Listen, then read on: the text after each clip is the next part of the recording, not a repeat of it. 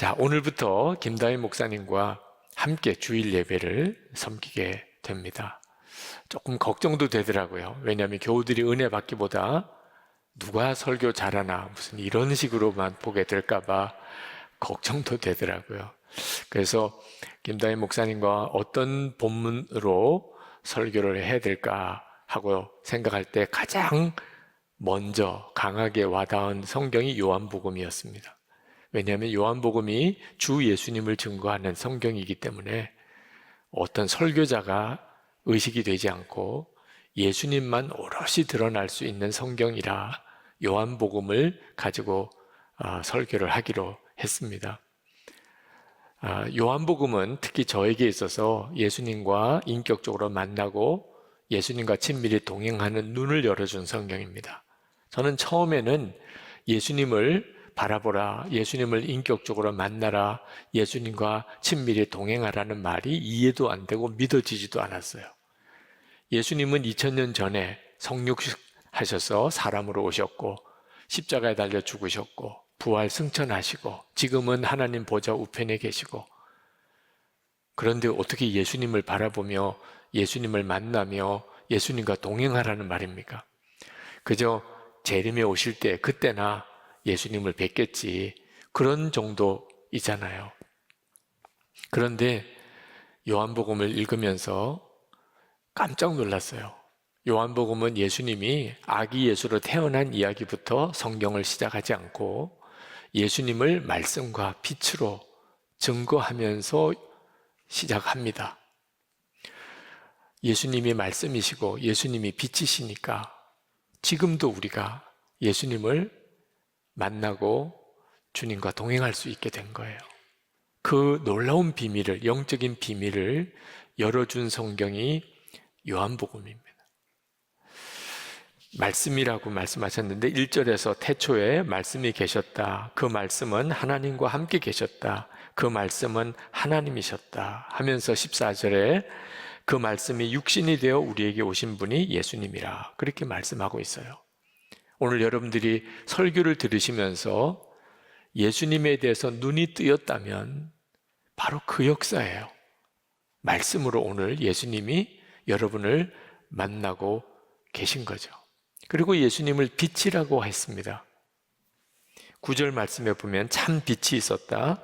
그 빛이 세상에 와서 모든 사람을 비추고 있다. 예수님이 빛이라는 이 증거는 요한복음 1장, 3장, 그리고 11장, 12장, 8장도 그렇죠. 계속 예수님이 빛이라고 증거하고 있습니다. 요한복음 12장 46절에 내가 세상에 빛으로 왔나니, 분명히 그렇게 말씀하셨어요. 그래서 지금 예수님이 지금 이 시간에 우리와 같이 계신 것을 우리가 알게 되는 거예요. 아, 예수님은 지금도 나와 같이 계시구나. 우리는 분명히 믿기를 예수님은 하나님이신데 사람이 되셔서 2000년 전에 베들레헴 마구간에 태어나셨고 십자가에 달려 정말 죽으셨고 사흘 만에 진짜 부활하셨고 승천하셨음을 분명히 믿습니다. 우리는 또한 예수님이 분명히 재림에 오시고 그날 우리가 예수님을 다 만나게 될 것에 대한 분명한 소망을 가지고 있습니다. 그렇지만 더 분명한 것은 이 시간에 예수님은 말씀으로 빛으로 우리 가운데 계시다는 사실을 너무나 분명히 믿습니다. 자, 그렇다면 예수님이 빛이시라면 왜 사람들은 예수님을 모르는 걸까요? 예수님이 빛이시라면, 이렇게 환한 빛이면 누구나 다 알아야 되는 거잖아요. 성경은 말합니다. 예수님이 빛으로 이 세상에 오셨을 때 그때도 사람들은 예수님을 몰라봤다는 거예요. 10절 말씀에 그는 세상에 계셨다. 세상이 그로 말미암아 생겨났는데도 세상은 그를 알아보지 못하였다. 그가 자기 땅에 오셨으나 그의 백성은 그를 맞아들이지 않았다. 아니, 세상에 빛이 왔으면 다 좋은 거잖아요. 어두운 가운데 빛이 비치면 얼마나 살기 좋게 됩니까? 근데 왜 사람들은 예수님이 비친 걸 알아보지도 못하고 배척도 하고 죽이기까지 했나요?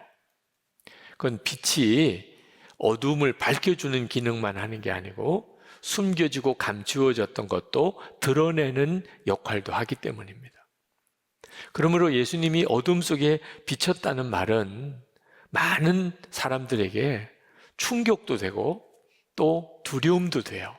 여러분, 밤에 깊이 잠을 자는데 누가 불을 켜면 여러분 어떻게 반응하세요? 아마 다 막 비명을 지르고 너무 짜증스럽고 이불을 뒤집어 쓰고 아마 그렇게 반응하실 거예요. 어둠 속에 빛이 비추는 것이 꼭 좋은 것만 아니게 느껴지는 거예요. 자기의 감추어진 거, 더러운 거, 그게 다 드러나는 겁니다. 유대교 지도자들이 자기들이 가장 경건하고 하나님 잘 믿는다고 자부하고 있었는데 예수님을 만나고 자기들이 사실은 자기들이 가장 경멸하던 세리보다도 더 큰 죄인이라 그 사실이 드러났어요. 이 유대교 지도자들에게 있어서는 이건 끔찍한 일이고 말도 안 되고 너무 두려운 일이에요. 그래서 그들은 예수님을 배척했고 예수님을 십자가에 죽이기까지 한 거예요. 빛이 어두움 속에 비친다는 말은 사실 우리에게는 굉장한 충격이고 두려운 일이기도 합니다. 여러분은 빛이 좋으세요? 어두움이 좋으세요? 제가 부목사 시절에 교회에서 그해 신방 선물로 예수님의 얼굴 성화 사진을 액자로 만들어서 교우들에게 드렸던 적이 있습니다. 저는 교인들이 굉장히 좋아하고 그 성화 액자를 거실에 잘 붙여 놓으실 줄 알았어요. 그런데 교인들 중에 그 성화 액자를 창고에다 넣어둔 분들이 꽤 많으시더라고요. 왜 그러시냐 그랬더니 무섭다는 거예요.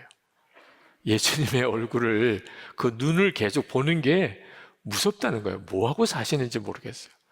그래서 거실에다가 걸었다가 그냥 그거 창고에다 넣어두신 분들이 꽤 많으시더라고요. 여러분은 빛이 좋으세요? 어둠이 좋으세요? 우리는 사실 빛보다도 어두움을 더 좋아하는 여전히 그런 성향을 가지고 있습니다. 예수 동행일기를 쓸 때 제일 부담스러워하는 것이 나눈 방에 일기를 나눠야 한다는 것입니다. 싫다는 거예요. 내 일기인데 내 마음이 드러나는 거, 내 생활이 드러나는 게 너무 부담된다는 거예요. 그게 무슨 마음이죠? 빛 가운데 나가기보다 어두움 속에 숨기를 더 원하는 거죠. 많은 그리스도인들이 예수를 믿고도 숨기고 누르고 감추고 그렇게 삽니다. 머리카락 보일라 꼭꼭 숨어라 그렇게 살아요. 다른 사람들에게 내 진짜 모습, 내 마음을 보이는 게 너무너무 두려워하는 거예요. 그래서 거리를 두려고 그러고 그렇게 신앙생활 하려고 합니다. 여러분, 이것이 굉장히 무서운 걸 알아야 돼요. 왜냐하면 그건 이미 어두움의 세력에 사로잡혀 있는 겁니다. 마귀에게 사로잡혀 있다는 뜻이에요. 마귀는 끊임없이 우리에게 숨어라, 감추어라 그렇게 말해요. 너 드러나는 거는 끔찍한 일이야. 사람들이 너 뭐라고 생각하겠어? 여러분, 빛이신 예수님 앞에 나가는 것은 사실 굉장한 충격이에요. 베드로가 예수님을 처음 만났을 때 그는 그날 고기를 엄청나게 많이 잡았어요. 배가 가라앉을 정도로. 그런데 그는 예수님 앞에 달려가서 무릎을 꿇고 나는 죄인이로소이다. 나를 떠나소서. 이런 고백을 할 수밖에 없었어요. 베드로가 예수님을 만났던 그 체험이 누구나 다 예수님을 만날 때 똑같이 체험해요. 사도 바울이 핍박자였던 그때 바울이었을 때, 그는 사울이었을 때 그는 다메섹 도상에 가다가 예수님을 빛 가운데 오신 예수님을 만났어요. 그리고 눈이 멀었어요. 사흘 동안 앞을 못 봤습니다. 예수님을 만나는 일이 이런 역사예요. 제가 예수님을 인격적으로 만났던 그때 저는 밤새도록 울고 회개했어요. 어느 방송 작가가 인터뷰하면서 묻더라고요. 아니, 목사님 무슨 죄를 그렇게 많이 지어서 그렇게 밤새도록 울고 회개했냐고. 가장 큰 죄는 목사면서도 하나님보다도 아버지를 더 믿었던 거. 그게 그렇게 저는 죄인 줄도 몰랐어요. 그게 그렇게 두려운 죄로 느껴졌고, 사람들 보는 앞에서 보지 않는 은밀한 가운데 너무 다르게 살았던 것이 너무너무 두려웠고, 제가 마음속으로 짓는 죄가 너무나 두려웠어요. 그날 하나님 앞에 비로소 제가 세상에서 가장 더러운 죄인인 것을 깨달았어요. 예수님을 만난 날이 그런 날인 거예요. 라오디게아 교인들이 자기들은 예수 잘 믿고 복 많이 받았다고 자랑하고 살았어요. 예수님을 딱 만나고 보니까 완전히 반대였어요. 요한계시록에 라오디게아 교회를 향하여 주님이 이렇게 말씀하십니다. 내가 말하기를 나는 부자라 부유하여 부족한 것이 없다 하나 내 공고한 것과 가련한 것과 가난한 것과 눈먼 것과 벌거벗은 것을 알지 못하도다. 흰옷을 사서 입어 벌거벗은 수치를 보이지 않게 하고 안약을 사서 눈에 발라 보게 하라.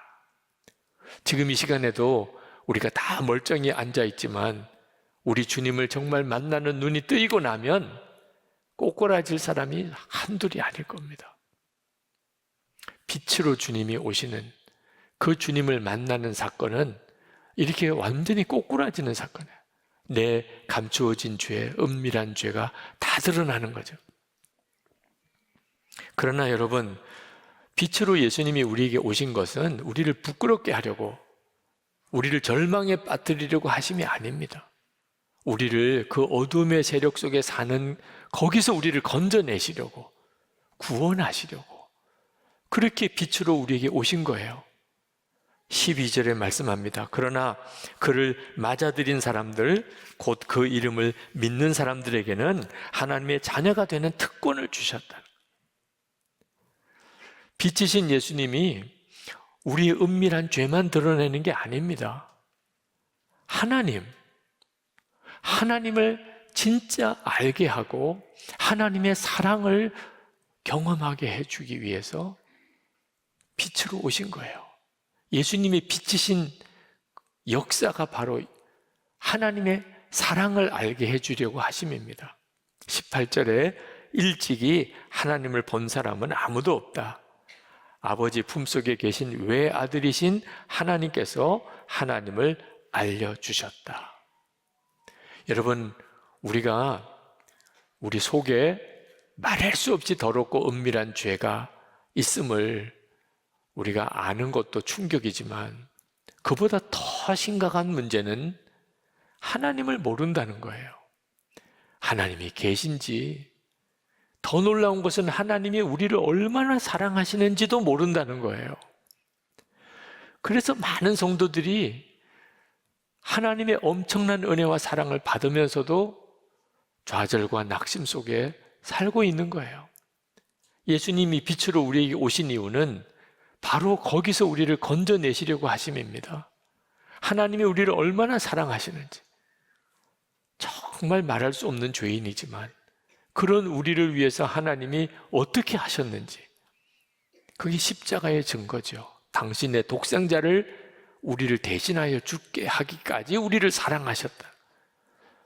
이 사실을 우리에게 알게 하시려고 오신 것이 예수님이시고 그게 빛이시라는 거예요. 더 놀라운 것이 있어요. 이것도 정말 놀라운데 더 놀라운 게 있다니까요.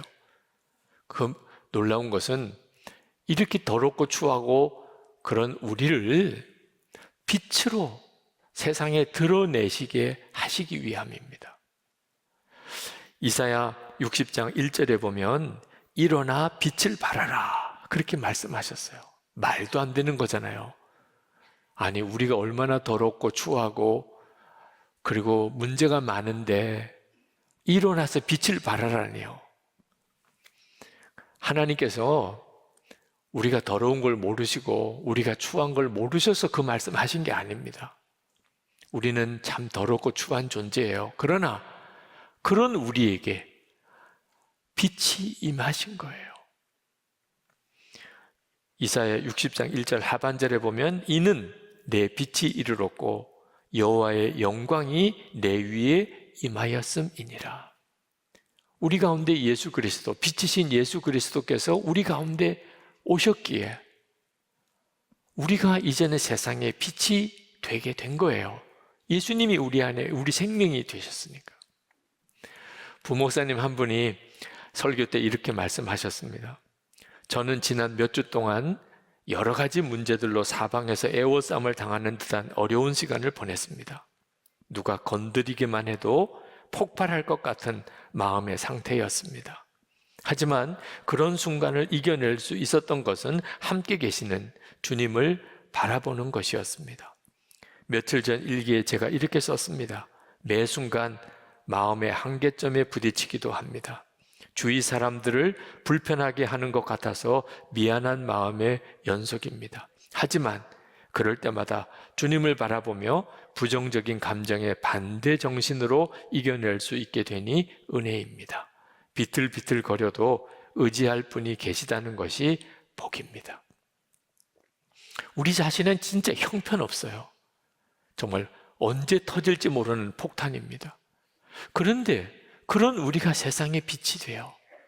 우리 안에 예수님이 오셨기 때문에 그 예수님을 바라보게 되면 우리가 가족에게 또 우리 직장 동료에게 이웃 사람들에게 어느 순간에 우리가 빛으로 드러나는 거죠. 빛이신 예수 그리스도께서 우리 안에 계신 것을 여러분 정말 믿으셔야 돼요. 그러므로 예수님을 영접한 사람은 절대로 어두운 분위기의 사람이 아닙니다. 내 죄 이렇게만 사는 존재가 아니에요. 기쁨의 사람이에요. 하나님은 나 사랑하시죠. 빛이신 예수님이 내 안에 거하시죠. 이 사실이 진짜 믿어지게 되면 그러면 사랑하고 살고 기뻐하고 살고 그리고 세상에 정말 빛의 영향을 끼치는 사람이 되어버려요. 예수 믿는 사람은 그런 존재인 거예요. 제가 예수 그리스도를 왕으로 영접했을 때 정말 어두움에서 빛으로 나오는 것 같은 그런 느낌이었어요. 예수님이 이제 내 왕이시다. 처음에는 혼란스럽기도 하고 좀 충격이기도 하고 또 부담스럽기도 했어요. 이제 매사에 예수님이 왕이세요. 그러니까 어떤 때는 정말 당황스럽기도 하더라고요. 여전히 제 속에 육신의 욕심과 정욕의 역사가 있어요. 때때로는 넘어지기도 해요. 그런데 예전과 달라진 것이 하나 있어요. 은밀한 죄, 어떤 육신의 욕심, 육신의 정욕이 더 이상 제게 즐거움이 아니에요. 그건 말할 수 없는 고통이에요. 다윗이 이런 고백을 했습니다. 시편 51편 11절 12절에 나를 주 앞에서 쫓아내지 마시며 주의 성령을 내게서 거두지 마소서. 주의 구원의 즐거움을 내게 회복시켜 주시고 자원하는 심령을 주사 나를 붙드소서. 밧세바와 간음한 죄로 인해서 다윗이 겪었던 고통은 끔찍할 정도예요. 그런데 여러분이 그렇지 않습니까? 여러분 예수 믿기 전에 은근슬쩍 즐기던 그 은밀한 죄들 여전히 즐겁습니까? 그 죄에 넘어지고 여러분 마음의 내적으로 겪는 고통이 없습니까? 죄는 더 이상 즐거움이 아니게 되었어요. 죄는 너무너무 끔찍한 고통이 되었어요. 이게 무슨 역사이죠? 빛이신 예수님이 여러분 안에서 역사하고 있는 거예요. 어둠 속에 사는 사람은 자기가 어둠의 일을 해도 별로 충격이 아니에요. 그런데 빛이신 주님과 함께 사니까 우리가 아무도 모르는 죄를 지어도 내 속에 그것은 엄청난 고통이 되는 거예요. 여러분 안에 예수님께서 빛으로 계시잖아요. 부인할 수 없는 증거잖아요. 예수 동행일기를 이렇게 쓰는 사역을 하면서 가장 큰 위기는 부목사님들도 싫어한다는 거예요. 몇 년 동안 부목사님들에게 우리 동행일기 씁시다. 그리고 나누며 삽시다. 정말 억지로 쓰시더라고요. 안 쓰시는 분들도 많고. 그래서 제가 결심했습니다. 그래, 그만합시다. 제가 그냥 현실을 받아들이기로 했어요. 목사님들도 안 되는 걸 교인들에게 어떻게 하라고 합니까? 그랬더니 부목사님들 얼굴이 얼마나 환해지는지 그렇게 좋아하는 걸 처음 봤어요. 아, 일기를 안 써도 된다니까 얼마나 행복해 하는지. 근데 어느 목사님 한 분이 분위기에 찬물을 끼얹는 거예요. 목사님, 그냥 계속 쓰시지요. 그것도 무슨 이야기입니까? 그랬더니 목사님과 함께 일기를 매일 나누고 사는 게 정말 부담됩니다. 매일 일기 쓰고 자야 되는 것도 힘듭니다. 그런데 일기를 안 쓴다고 생각하니까 한편으로는 너무 편안한 마음이 들지만 일기를 안 쓸 때 그때 삶으로 돌아가는 것이 너무 끔찍합니다.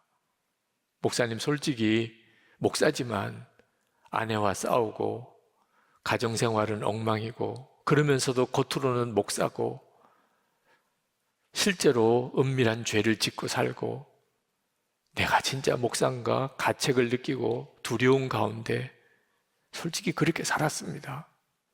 그런데 일기 쓰면서 가정생활이 반듯해지고 내 삶이 정리가 되고 일기 쓰는 건 힘들지만 진짜 뚜렷하게 생활이 바뀌었는데 이제 다시 그 시절로 돌아간다고 생각하니 너무 끔찍합니다.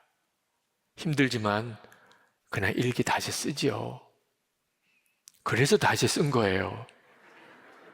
그리고 다시 예수동행 운동을 정말 힘있게 하게 된 거예요. 여러분, 아직도 빛보다 어둠이 더 좋으십니까? 숨어 지내고 싶고 감추고 그렇게 살고 싶으세요?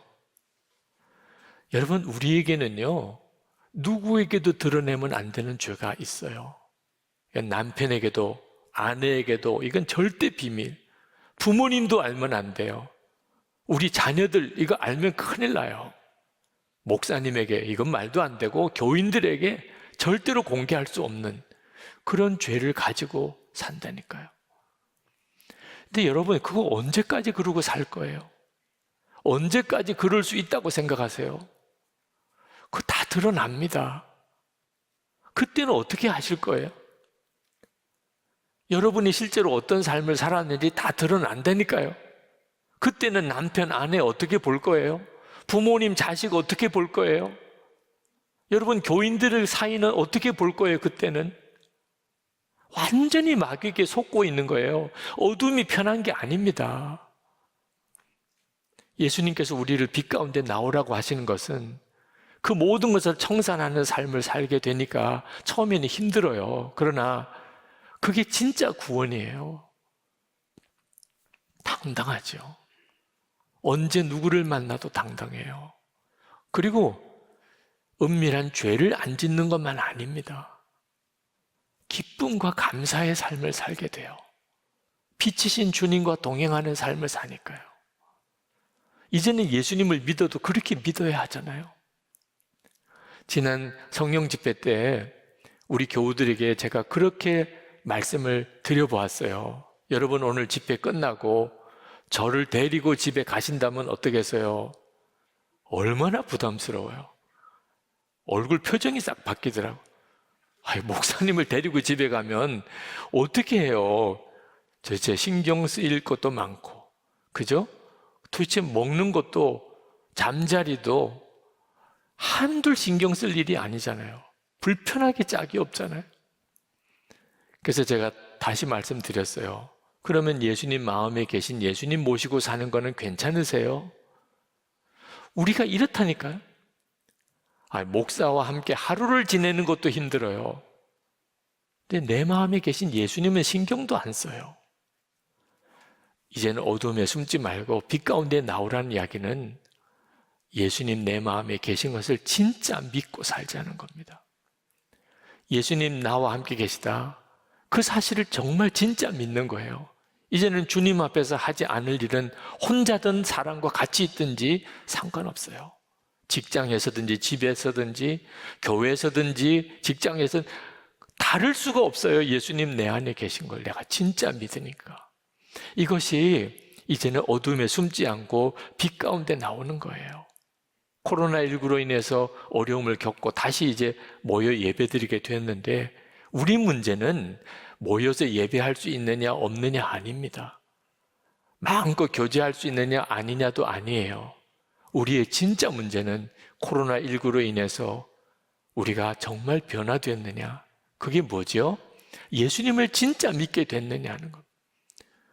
나와 함께 계신 그 예수님을 정말 바라보는 눈이 뜨였냐 하는 거예요. 만약에 이번에 깨닫지 못하고 바로 되지 못하면 더 큰 어려움이 올 수 있어요.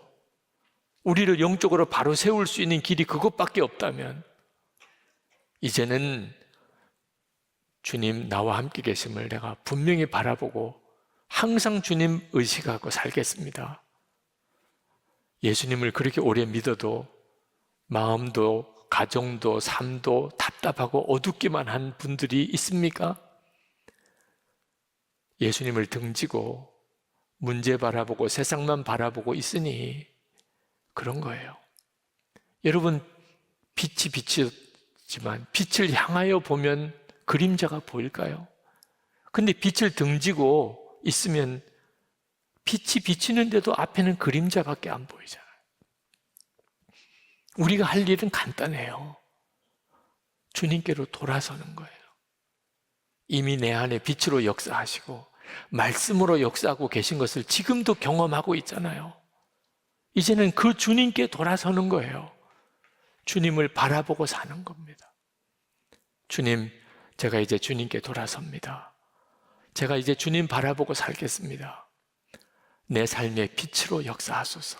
이제는 어둠의 세력이 떠나고 우리 가정에 먹구름이 다 걷어지고 주님 빛 가운데 살기 원합니다. 감출 것도 없고 이제는 기쁨과 감사로 살기 원합니다. 그러면 동행일기 나누는 게 뭐가 문제예요? 우리 같이 기도합시다. 여러분, 오늘 요한복음을 첫 설교를 들으셨어요. 주님은 빛이다, 말씀이다. 지금 여러분 가운데 계세요. 주님을 바라보세요. 그리고 주님과 동행하세요. 그렇게 살기로 주님께 분명하게 약속을 드리세요. 그리고 잊어버리지 마세요, 이 말씀을.